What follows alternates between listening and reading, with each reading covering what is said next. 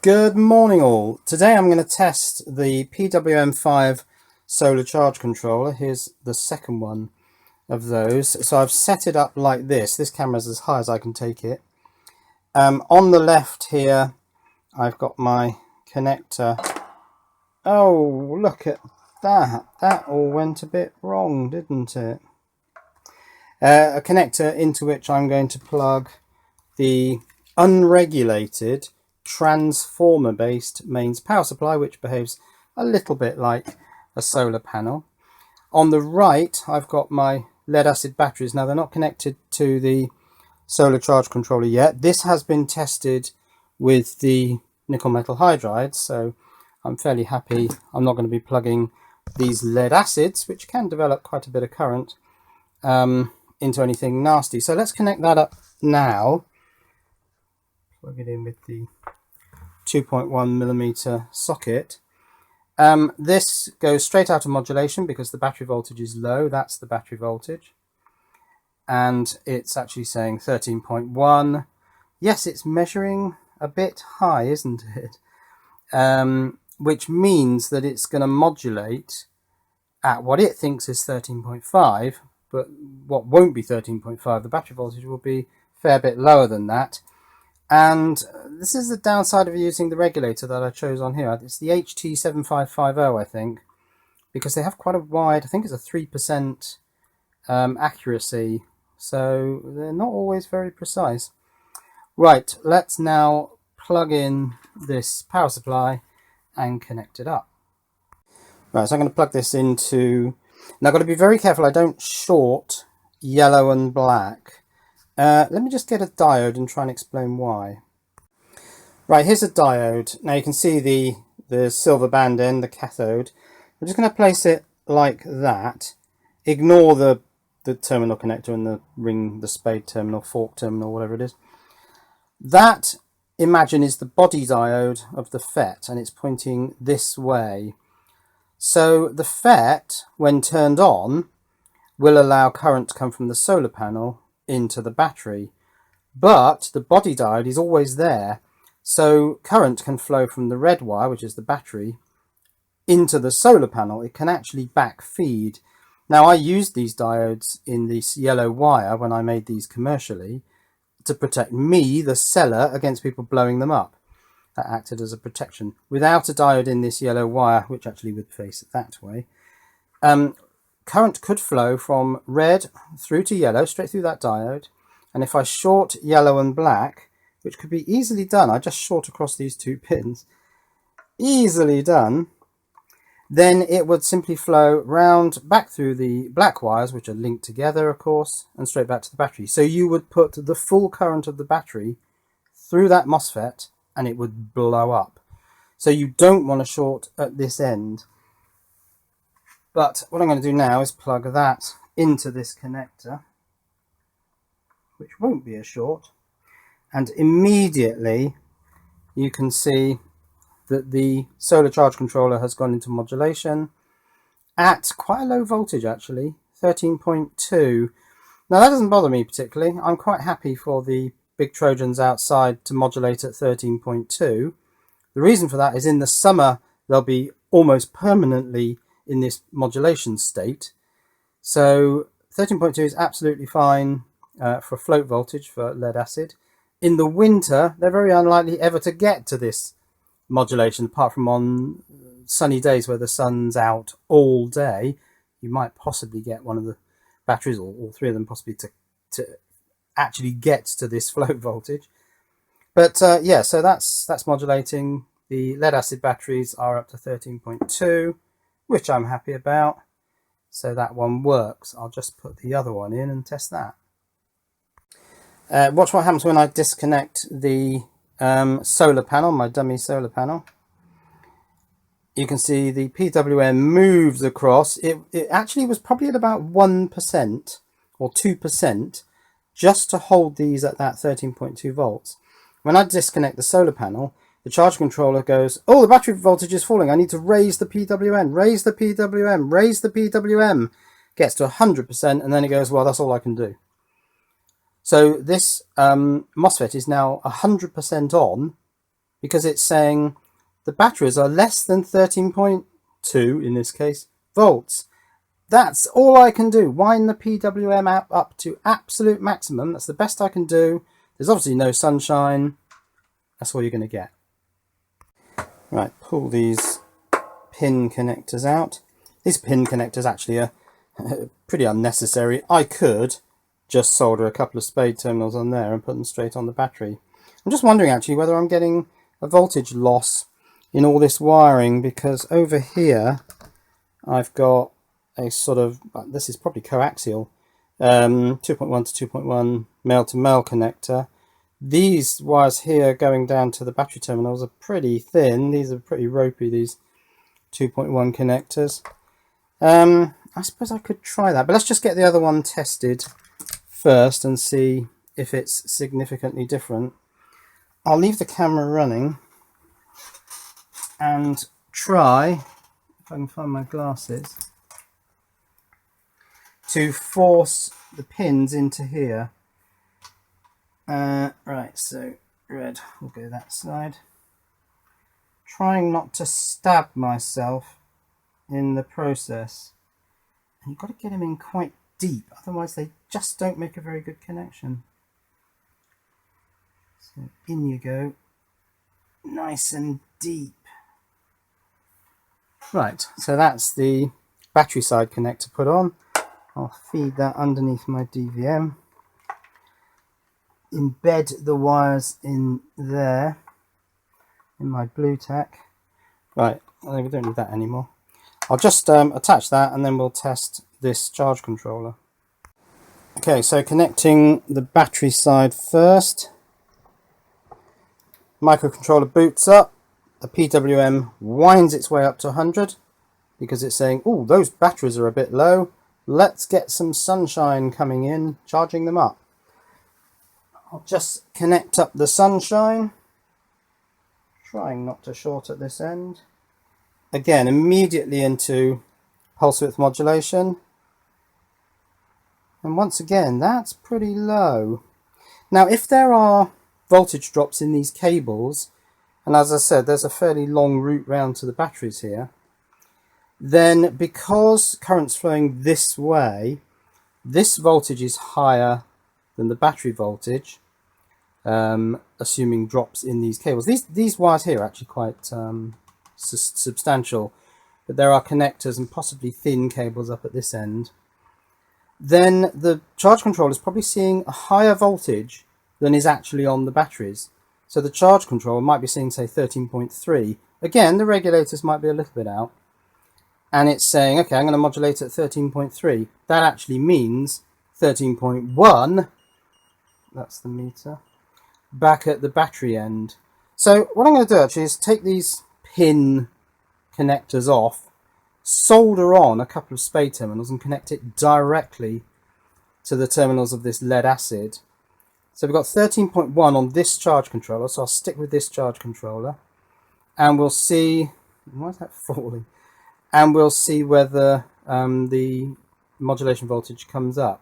That's really low, 13.0, and falling. Why would that be falling? Yeah, I haven't done that yet, but there's something clearly wrong with this because the battery has now gone way over 13.5, so this thing's still sitting at 100% PWM, routing all of the current from my dummy solar panel into the battery. Don't want to let that go too high. And this is flashing this repeating flash, which basically says I'm less than 11 volts. So why is that measuring less than 11 volts? That's ridiculous. What's going on? What if I take this out?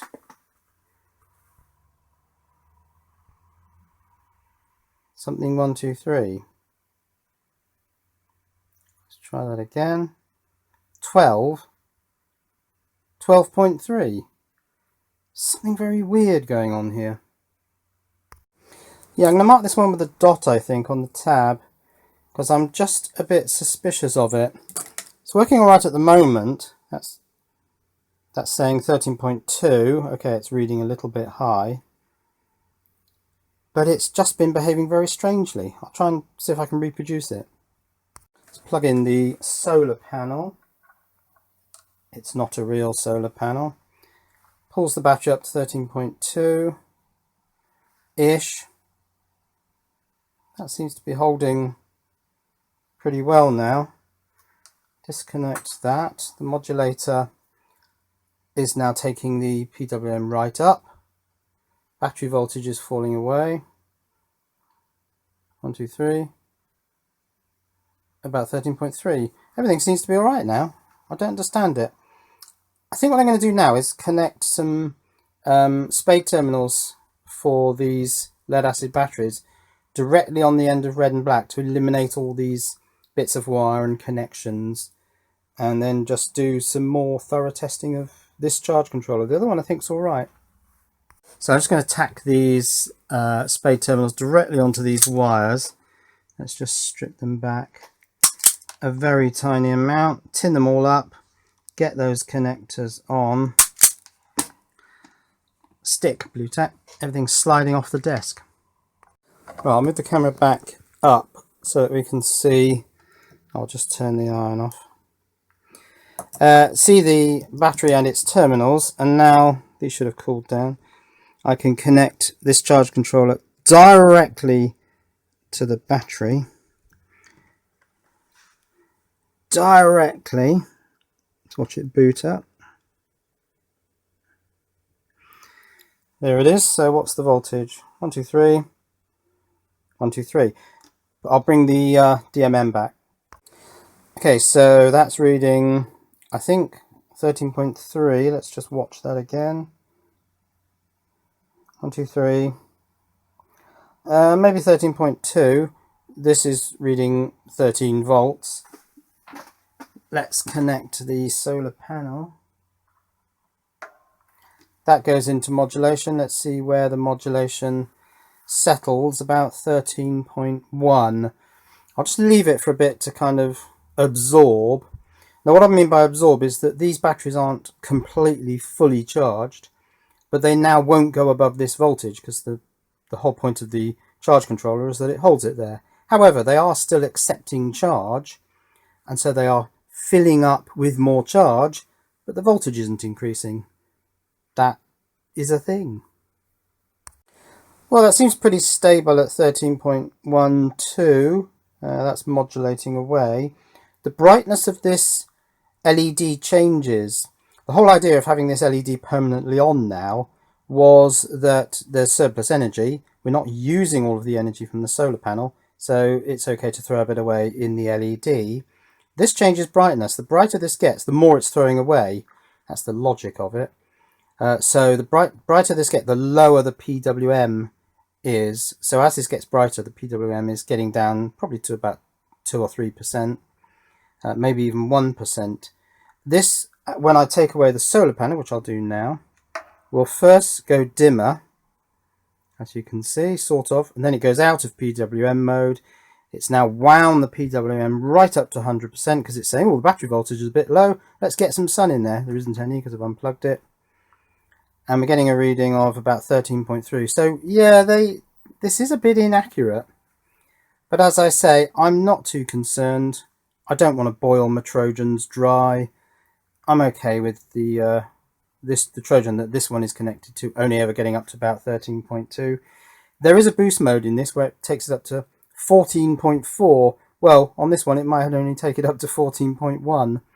And in winter it tends to stay in that boost mode for several hours, so it will take the Trojans higher than 13.2 or 1 in this case, but not in the summer, and that's a good thing. In the summer you want to keep it all a bit held down. Don't want to let the batteries constantly pushing up to these sort of voltages because they bubble more at these voltages. You'll get more hydrogen and oxygen formed as bubbles, and of course you will lose water from the lead acid batteries. These ones are gel, but the ones outside are flooded.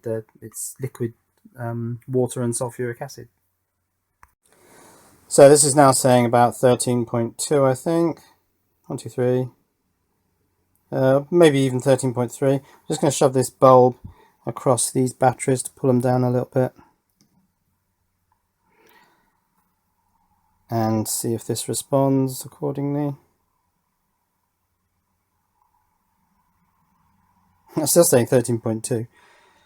Let's put it across this one. Let's take that voltage even lower. So we're measuring 12.8. Still saying 13.2. Strange stuff. One thing I thought I could try is to actually try and measure the 5 volts coming out of the regulator on here. So let's put a probe in the positive. Now ground should be just ground, so that should be fine. Let's try and pick off the 5 volts. Get my glasses, which I believe is pin 1 on the microcontroller, so it should be that side of there. Yeah, that is low. That's 4.86. So the regulator, and that's directly off the regulator is pretty inaccurate. These HT7550s. Now, I mean, I could take the regulator off. It is on the corner of the board. It's probably accessible. Yes, it's directly under where it says V2 there. I'll come in a bit closer. Directly under that corner of the board. So I could, I mean, it might be necessary to remove these 2 wires to change the regulator. I could change it, or I could just live with it as it is and see how we get on. Right, this is the other one without the dot, which I think was better. I've soldered a couple of connectors on there, so let's put ground on there. These are very tight when they first go on. And plus 12 volts. Charge controller boots up. So the actual voltage is 12.95 and it's showing 13.1, so it's not quite so in error. Now let's take that off and check the 5 volts on this one and see if it's a bit closer. The other one I think was 4.85, 4.87, wasn't it? So this one is, at that point, well, it's not so different. This one's 4.88. So there's not a lot in it. And yet this one does seem to be slightly more accurate. Now, changing these regulators is probably not going to work, because I would imagine the batch of regulators, and I think I only bought 10, they're probably all low because they're all from the same batch. So I don't think that's going to help. I think I'm just going to have to live with it. Also, bear in mind that the regulator voltage is about, well, this one is 4.88, isn't it? So it's, yes, the 5 volts here is 0.12 volts out. So bear in mind that because it measures the battery voltage through a potential divider, the error at 12 volts is going to be ratiometrically higher than the error here in the proportion 12 to 5. So it's going to be 12 divided by 5, which is a bit above 2, times the error here, 0.12. So the error here is more like 0.3, and we've seen that it is. I'll get this one modulating again. Let's plug that in. That starts to modulate. This comes up to about 13 point, pushing 13.2. So the error in the 5 volts is 0.12. The error here is more like 0.3, slightly greater than 0.3, maybe 0.33. And they are in the proportion of the potential divider that measures this voltage. So they're in the ratio 12 to 5.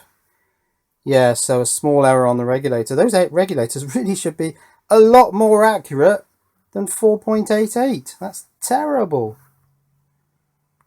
Now you may have noticed that the PWM5 outside is actually on a green PCB, and these are blue. Now the green ones were a very small batch I had where JLC PCB put the components on themselves. So they would have sourced the HT7550. Be very interesting actually to get that one back in and measure its 5 volts just to see whether that regulator is as badly under voltage as these ones appear to be. These came from eBay, and I just wonder whether they're just, you know, a bad batch, thrown out, enter the grey market, sold on eBay, and I end up with them. Who knows?